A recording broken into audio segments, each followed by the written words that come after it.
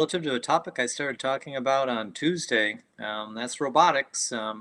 Touched on a little bit with what was going on with China, huge numbers that they were throwing up for amount of robots being consumed, and also touched on kind of what was happening in Europe as they try to increase their numbers and do a little bit of catch up in the robot space.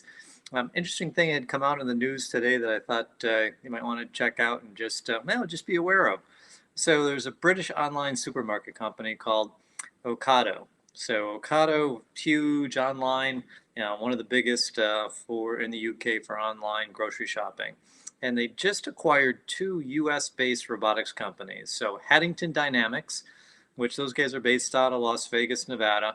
That deal was worth about 25 million as a pickup. The other one that's a bit more interesting is Kindred Systems. So Kindred Systems is a San Francisco-based company that was acquired for $262 million. Now, Kindred, if you guys watch some of the stuff that I was doing a few months back, I talked about them. I've used them in presentations. Super interesting company. They do some really neat things in innovative robotic automation work. They were founded in 2014. They're about 100 people, just under 100 people. Half of those are engineers.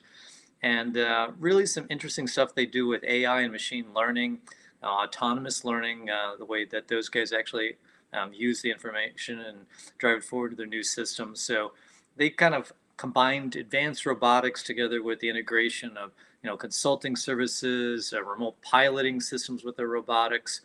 And what's really kind of interesting when you think about this is the world as we kind of know it as to where our market was when we were building automation systems and who we were installing them with looks a lot different as we look forward to what's going on in this digital space that we're in and the high technology, advanced automation, where you can actually apply this automation technology.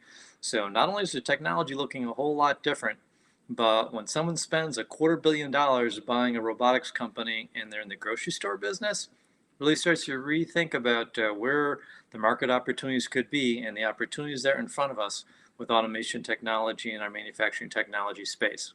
So thought you'd want to catch up and hear a little bit about that one. So sorry to tune in a little bit late. Hope I didn't catch you too much before dinner, and have a great evening. We'll be back at you again next week with some more updates, information that hopefully you'll find useful. Have a great evening.